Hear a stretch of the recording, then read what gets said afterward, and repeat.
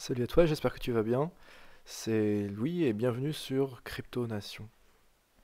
Aujourd'hui, j'aimerais te parler de la saturation actuelle du réseau Bitcoin, du débat qu'elle génère et des solutions qui sont proposées pour résoudre ce problème de saturation. Il n'y a pas toujours eu autant de transactions sur le réseau Bitcoin. Quand on a commencé, au début, il y avait bien moins de transactions par jour qu'aujourd'hui. Vous voyez qu'on a eu une augmentation constante qui nous a donc amené à avoir un nombre de transactions bien plus important. Donc, il y a une conséquence de cette augmentation constante de transactions, c'est en fait la file d'attente, si vous voulez, le temps que les transactions mettent à être confirmées, et ce qu'on appelle le backlog, qui sont donc les transactions non confirmées, ne cesse d'augmenter.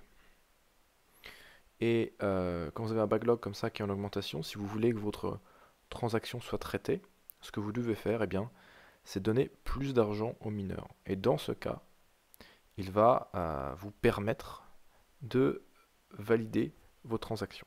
La conséquence de ça, c'est une augmentation de plus en plus importante des frais de transaction. Ce qu'on voit ici, c'est que il y a eu une augmentation très importante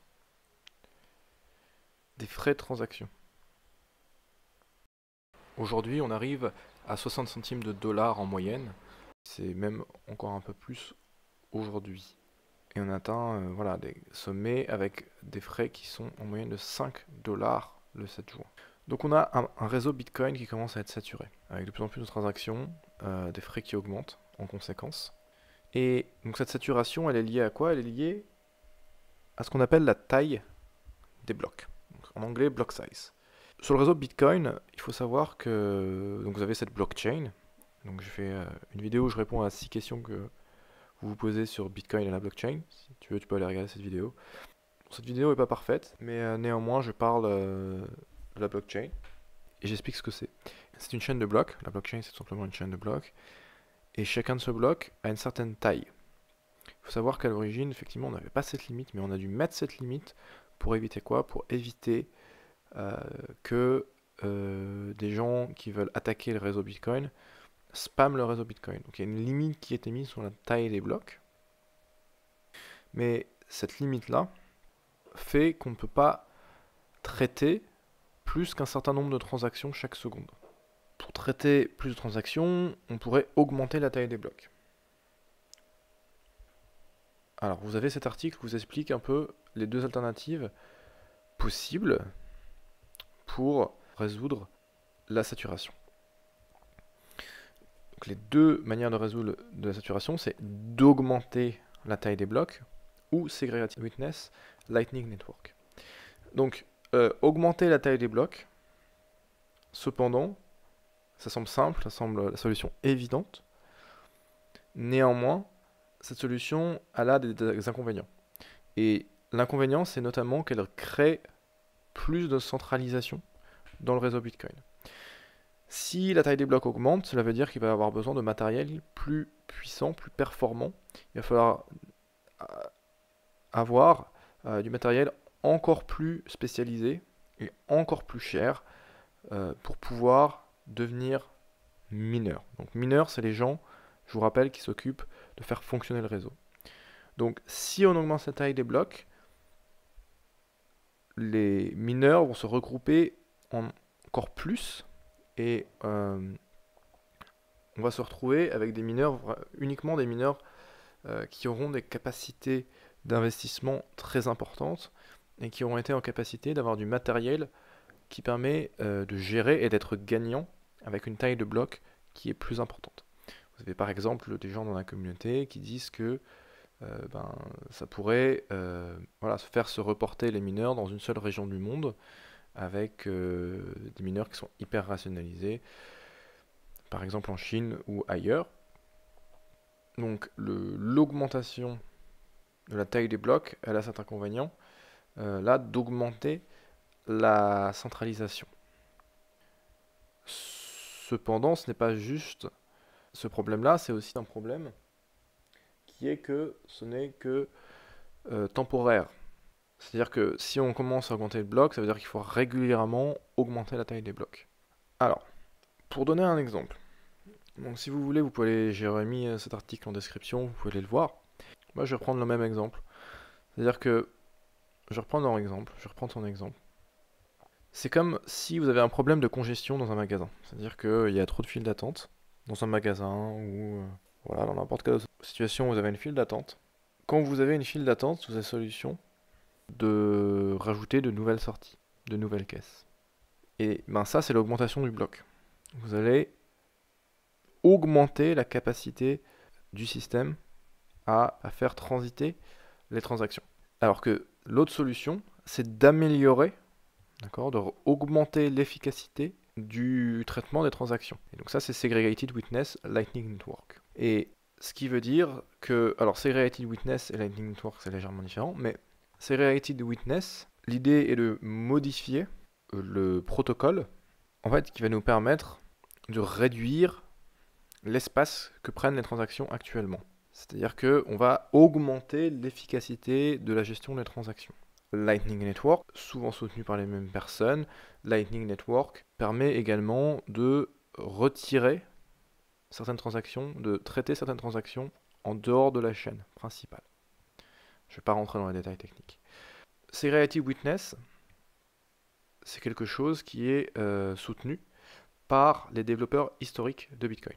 Donc c'est une évolution que Bitcoin Core, qui sont l'équipe de développeurs principale de Bitcoin et qui font la wallet Bitcoin Core, ont proposé cette solution de Segregated Witness. Donc ça fait déjà un moment qu'ils ont proposé cette solution. Vous voyez, janvier 2016, on en entend parler déjà. Aujourd'hui, ils ont du mal à faire adopter cette évolution. C'est-à-dire que les mineurs ne mettent pas à jour, leur logiciel pour déclencher Segregated Witness. Donc le problème qu'il y a aujourd'hui, c'est qu'on n'avance pas, le réseau est à l'arrêt. Parce que la communauté n'est pas d'accord sur la solution qu'il faut adopter. Ou est passive face au problème. Et donc, cette évolution-là n'a pas été mise en place. L'autre solution, elle a été proposée par de multiples personnes, mais vous avez quelqu'un qui s'appelle Roger Ver, qui a créé Bitcoin, qui soutient et qui investit pour la création de Bitcoin Unlimited.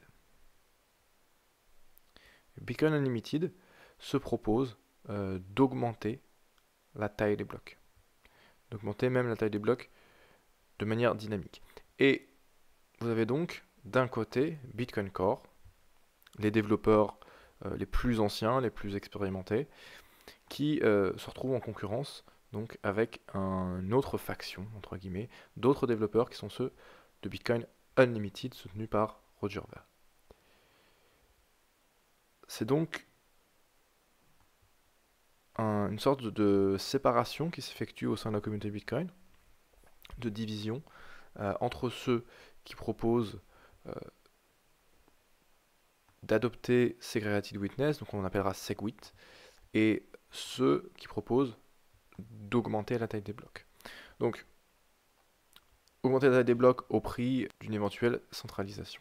Et donc l'exemple que nous donne l'auteur de cet article, c'est que Amazon Go, donc vous pouvez aller regarder la vidéo, se propose de supprimer les caisses. Donc vous n'avez plus de caisses, vous arrivez et vous sortez du magasin sans passer à la caisse parce que le logiciel sait ce que vous avez mis dans votre panier. Donc il y a deux manières de faire. Soit on augmente la capacité, comme ça, de manière brute, on garde le même système mais on augmente la capacité, mais le réseau sera plus concentré dans les mains de gros acteurs.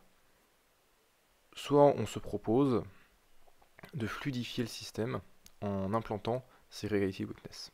Donc deux voies qui sont proposées pour Bitcoin, et il y a une concurrence entre ces deux propositions.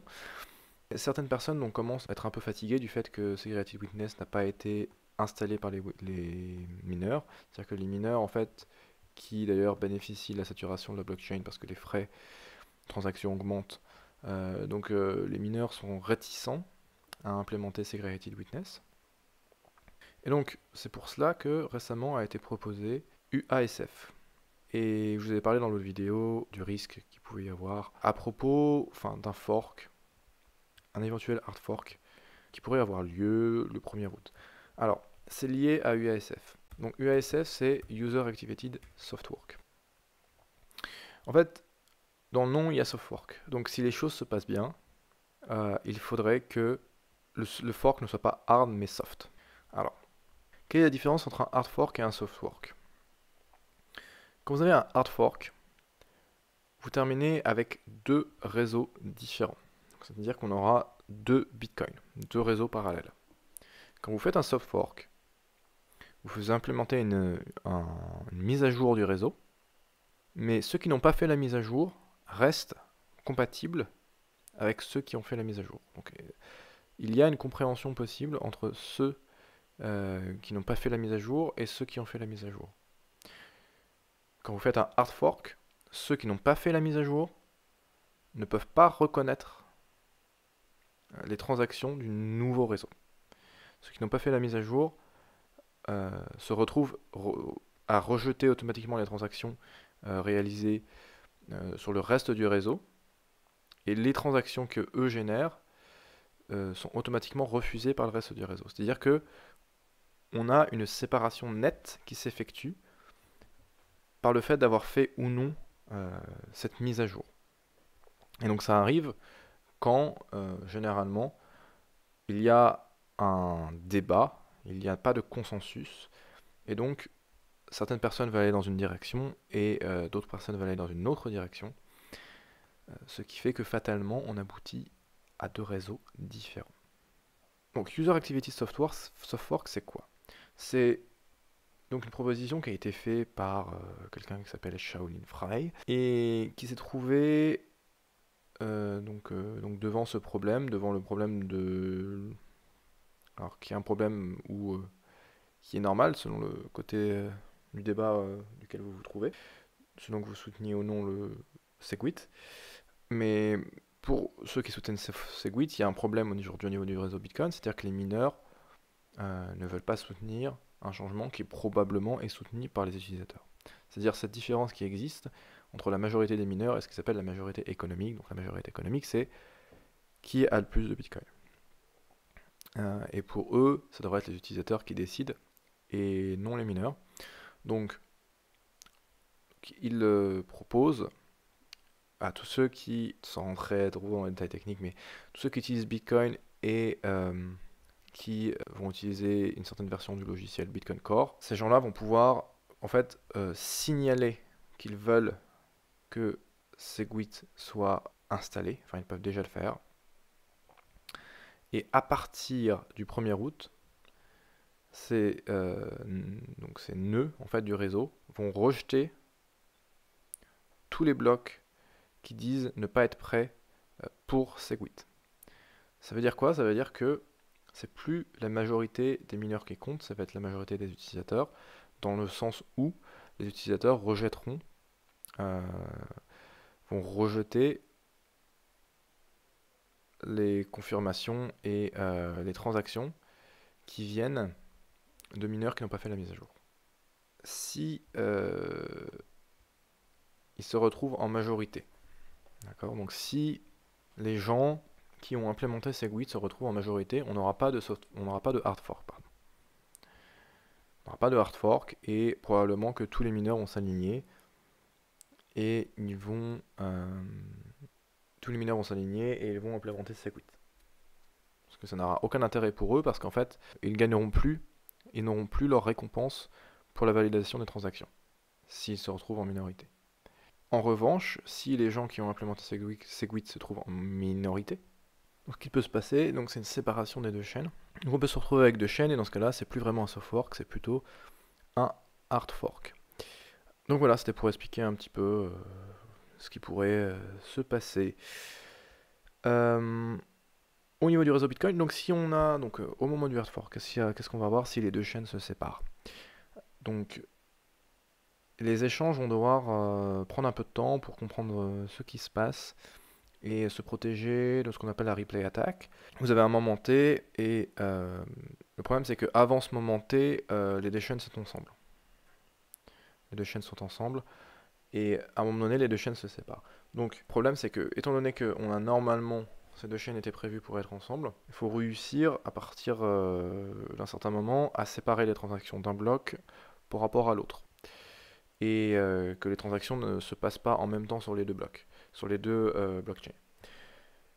Bref, donc en tout cas, c'est-à-dire qu'il faut qu'il y ait une période de transition, et ce, afin que les échanges puissent eh bien, avoir une wallet pour le nouveau Bitcoin et une wallet pour l'ancien Bitcoin, ou pour chaque version de Bitcoin. En fait, il faut séparer, c'est-à-dire qu'au début, vous avez, je dis par exemple, un Bitcoin, et maintenant, il faut que vous ayez un Bitcoin sur une chaîne et un Bitcoin sur l'autre. Donc, il faut réussir à les séparer pour les mettre sur les deux chaînes. Euh, et donc, bref, donc tout ça va prendre un peu de temps. Mais donc vous aurez de ralentissement aussi, parce qu'en fait, il y aura beaucoup moins de puissance de calcul qui sera disponible, puisque vous aurez donc les mineurs qui auront choisi d'appartenir à une chaîne et les mineurs qui auront choisi d'appartenir à l'autre chaîne. Donc on va avoir des délais, on va avoir des problèmes au niveau des échanges qui vont ralentir. Mais à un certain moment, ces choses-là vont s'installer et il vous sera possible euh, d'échanger une monnaie pour l'autre. Donc le nouveau Bitcoin contre l'ancien Bitcoin. Bitcoin 1 contre Bitcoin 2.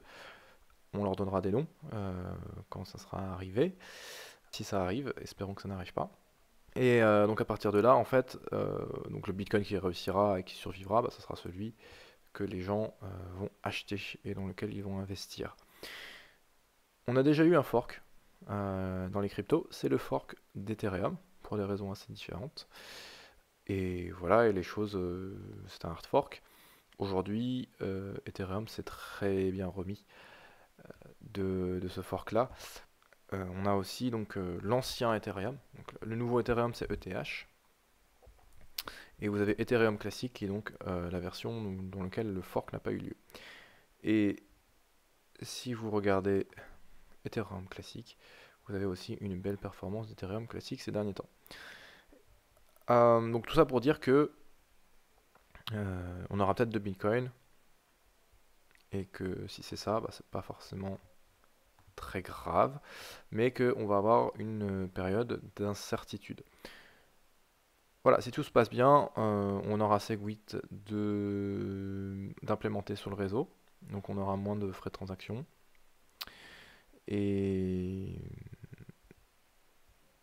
et voilà, donc soit on a une amélioration du réseau, et c'est très bien, ça se passe dans le calme, soit on a un peu une séparation, une opposition entre les deux parties du réseau. Et si cette opposition elle se fait à 40-60, alors on peut avoir euh,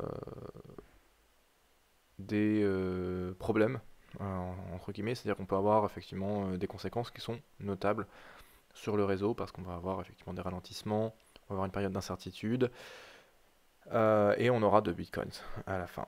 Et donc voilà, et donc il y aura un bitcoin sûrement qui va être plus performant que l'autre, qui va recevoir en fait l'assentiment de la majorité économique, ce qu'on appelle la majorité économique, donc les gens vont acheter en majorité un bitcoin plutôt que l'autre, et ce sera sûrement ce bitcoin là qui sera amené à survivre sur le long terme.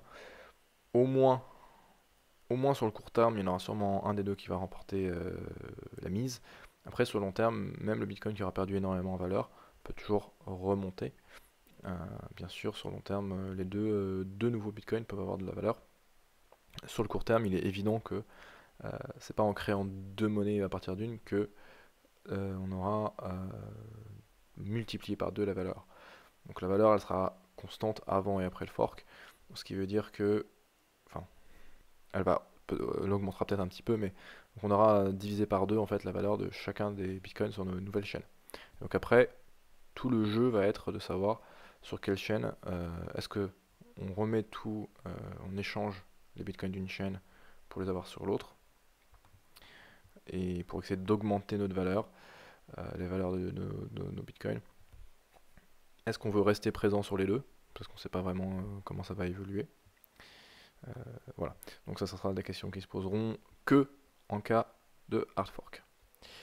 Très bien, donc voilà, c'était une petite vidéo pour expliquer. Alors je sais pas si j'ai très bien expliqué, c'est un sujet assez compliqué. Donc voilà. C'était simplement pour expliquer, parce que c'est vrai que j'ai dit dans ma dernière vidéo qu'il y avait peut-être un hard fork qui pouvait avoir lieu, ou en tout cas une zone de turbulence autour du 1er août, donc c'était lié à l'UASF, donc User Activity Soft Fork, qui a lieu, qui se déclenche au 1er août. Donc quoi qu'il arrive, au 1er août, tous ceux qui ont mis, donc ça s'appelle BIP 148, BIP 148, donc c'est Bitcoin Improvement Proposition 148. Tous les mineurs, tous les nœuds, donc les nœuds c'est les gens qui ont téléchargé Bitcoin Core et la bonne version de Bitcoin Core, et qui ont signalé, donc qui voulaient implémenter ça. Donc tous ces nœuds-là vont rejeter tous les blocs des mineurs qui n'ont pas mis à jour vers SegWit, et à partir de là, on peut avoir, donc c'est là où on pourrait éventuellement avoir une séparation des deux chaînes. Voilà, donc j'espère que ça t'a un petit peu aidé à y voir un peu plus clair dans ce sujet très compliqué, très technique. Donc voilà, c'est en fait Bitcoin doit trouver son équilibre, on a besoin de le faire évoluer. C'est encore une technologie très jeune, donc on a besoin de prendre certaines décisions. Et comme c'est décentralisé, eh bien ça se passe de cette manière-là parfois. Parfois ça se passe dans le consensus le plus total. Et dans ce cas-là, il n'y a pas de problème, pas de possibilité de séparation des chaînes. Parfois on a des oppositions plus franches parce qu'on a des innovations qui sont controversées, et dans ce cas-là on peut avoir ce genre de choses qui se produit, c'est-à-dire une bataille entre plusieurs équipes de développeurs, etc. Et potentiellement un hard fork. Donc voilà, à très bientôt sur Cryptonation.